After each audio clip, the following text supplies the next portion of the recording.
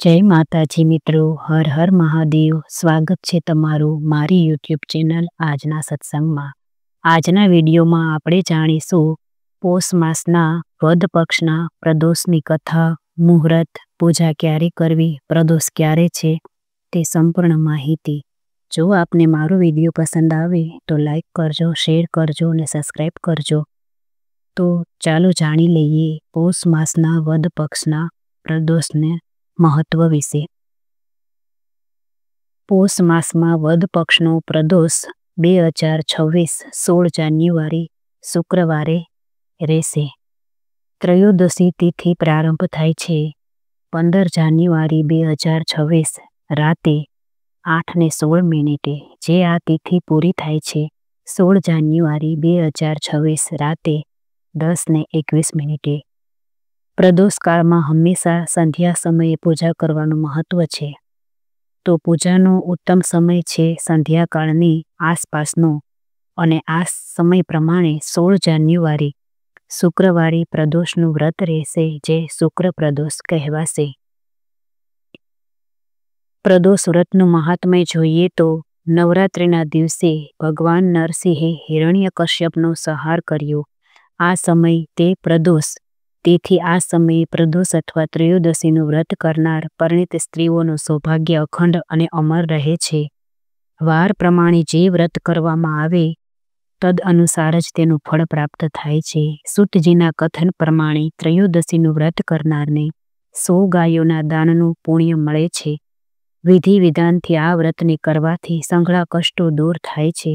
શુક્લ પક્ષ કે કૃષ્ણ પક્ષની તેરસે સાંજે આરંભ કરવામાં આવે છે। ઈચ્છિત વસ્તુ પ્રાપ્ત થાય છે।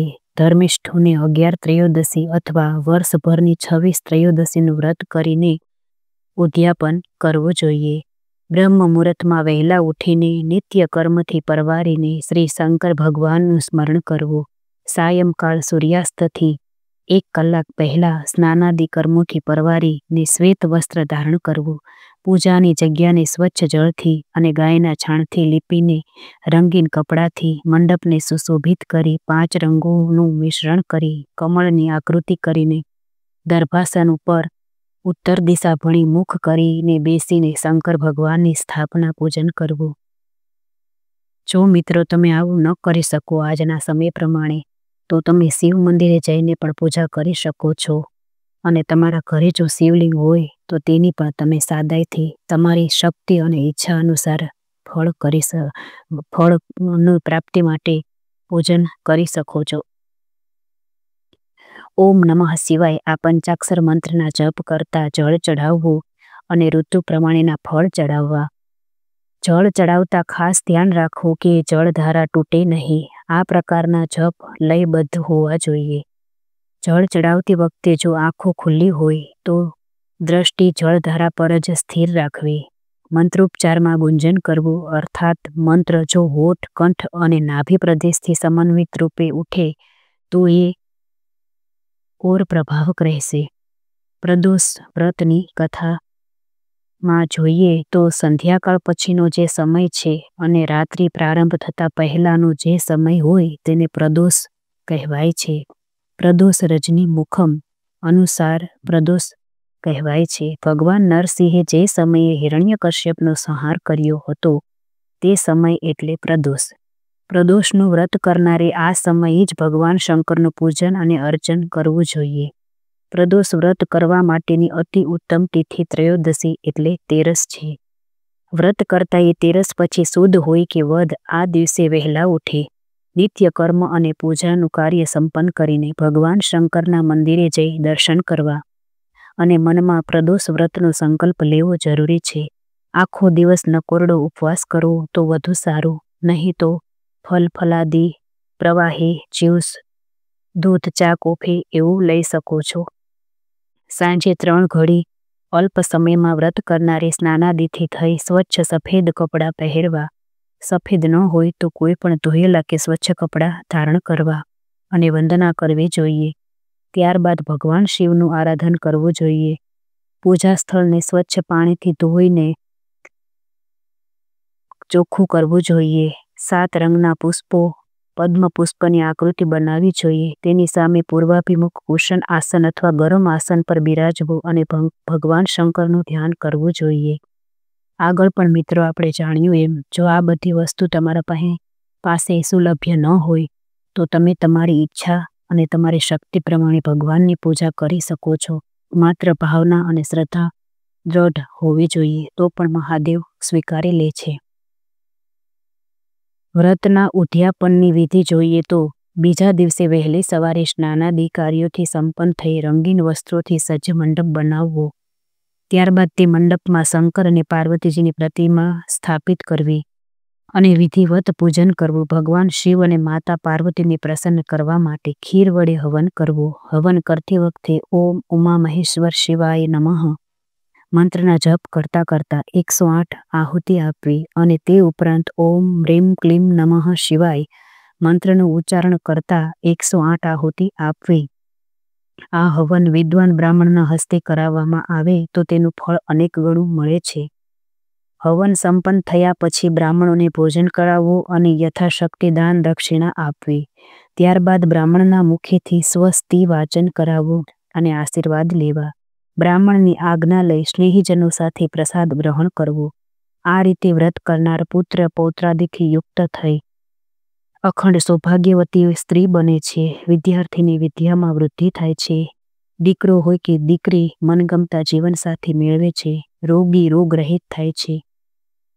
કોઈ પણ તમારા મનની કામના હોય તમને આ કામનાથી તમે વ્રત કરો તો તમારી કામના અવશ્ય પૂરી થાય છે તથા ધન ધાન્ય સુખ સંપત્તિ અને આરોગ્યમાં વધારો થાય છે. જીવનના દરેક ક્ષેત્રમાં વિજય મેળવી સર્વ પાપોમાંથી મુક્ત થઈ મોક્ષ પામે છે.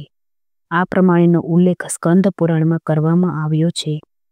કરોડો ચંદ્રમા સમાન ઓજસવાળા ત્રિનેત્ર ધારણ કરતા મસ્તક ઉપર ચંદ્રમારૂપી આભૂષણ ધારણ કરવાવાળા પિંગલ વર્ણના જટાજૂટધારી નીલકંઠ તથા રુદ્રાક્ષ માળાઓથી સુશોભિત વરદ હસ્ત ત્રિશૂલધારી નાગના આભૂષણ અને કુંડળ ધારણ કરનારા વ્યાઘ્ર ચર્મ ધારણ કરેલા રત્નજડિત સિંહાસન પર બિરાજમાન એવા દેવાતિદેવ મહાદેવનું હું ધ્યાન કરું છું. આવી પ્રાર્થના કરવી.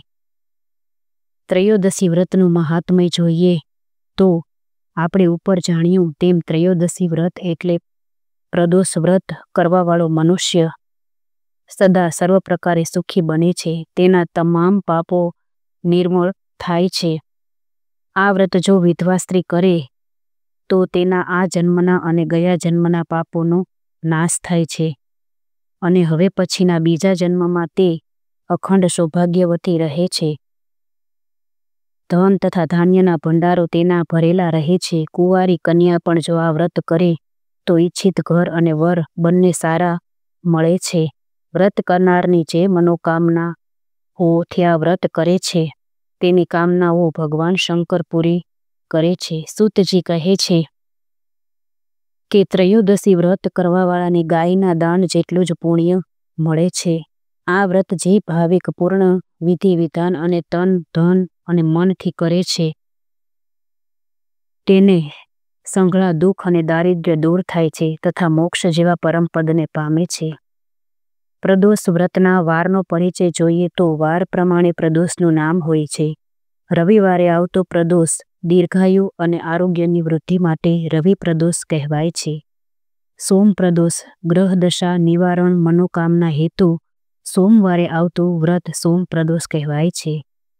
રોગમાંથી મુક્તિ અને સ્વાસ્થ્ય સારું રહે તે માટે મંગળ પ્રદોષ એટલે કે મંગળવારે આવતું મંગળવારનું વ્રત કરવા જરૂરી છે. બુધ પ્રદોષ સર્વ કામના સિદ્ધિ પ્રાપ્ત કરવા આ પરમ ફળદાયી બુધ પ્રદોષનું વ્રત કરવું જોઈએ. ગુરુ પ્રદોષ રોગ શત્રુ સંકટના વિનાશ માટે ગુરુ પ્રદોષ વ્રત કરવું જરૂરી છે. શુક્ર પ્રદોષનું જોઈએ કે જે આજે છે તો સૌભાગ્યવતીની સૌભાગ્ય અખંડતા અને સ્ત્રીની સમૃદ્ધિ માટે શુક્ર પ્રદોષનું વ્રત કરવું જોઈએ. શનિ પ્રદોષ ખોવાયેલી વ્યક્તિ વસ્તુ કે સત્તા પ્રાપ્ત કરવા માટે શનિ પ્રદોષનું વ્રત કરવું ખૂબ જ જરૂરી છે.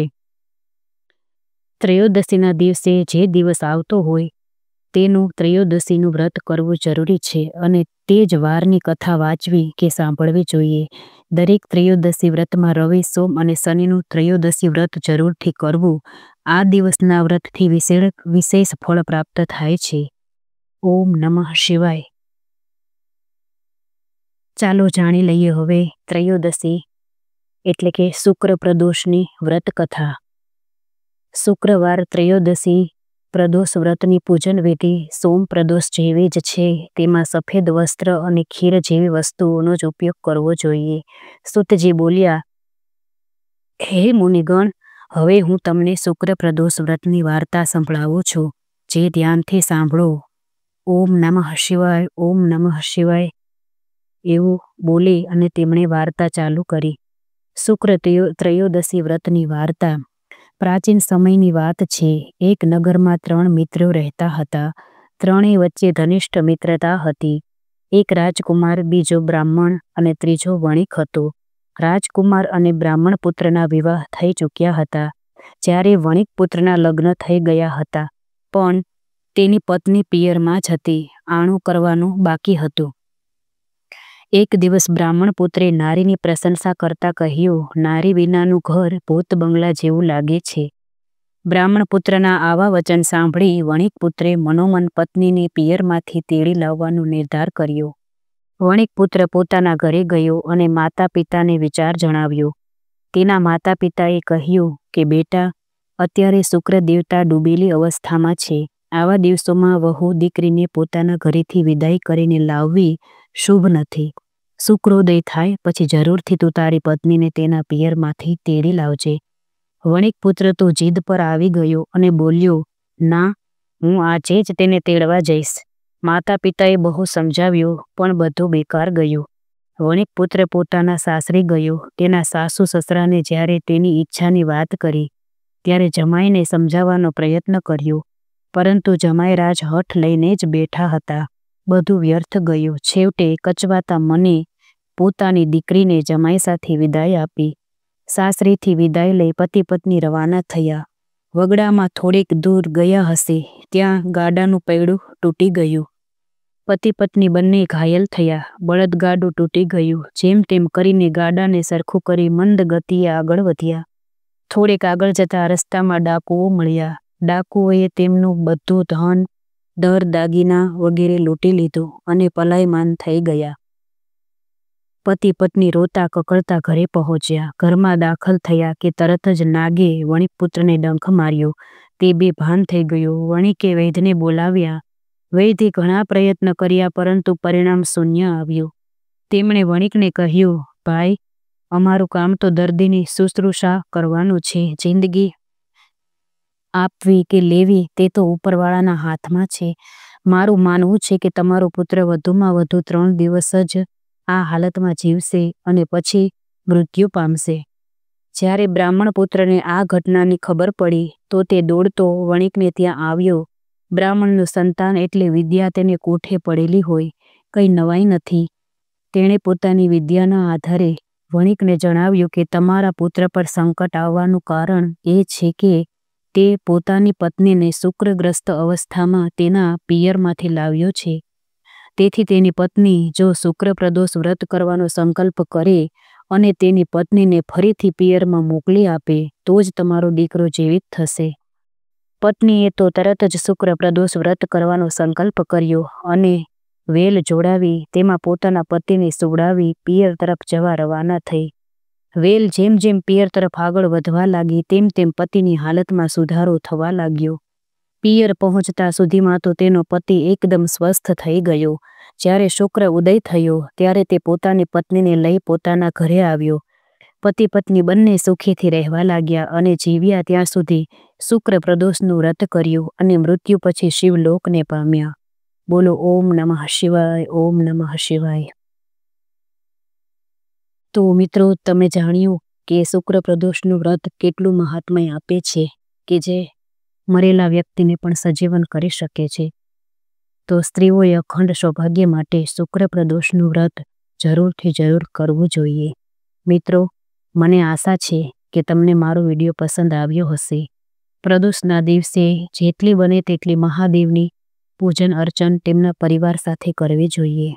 માટીનું શિવલિંગ બનાવવું તો તે દુર્લભ ફળની પ્રાપ્તિ કરાવે છે. બોલો નમઃ પાર્વતી પતિ હર હર મહાદેવ હર. જય માતાજી.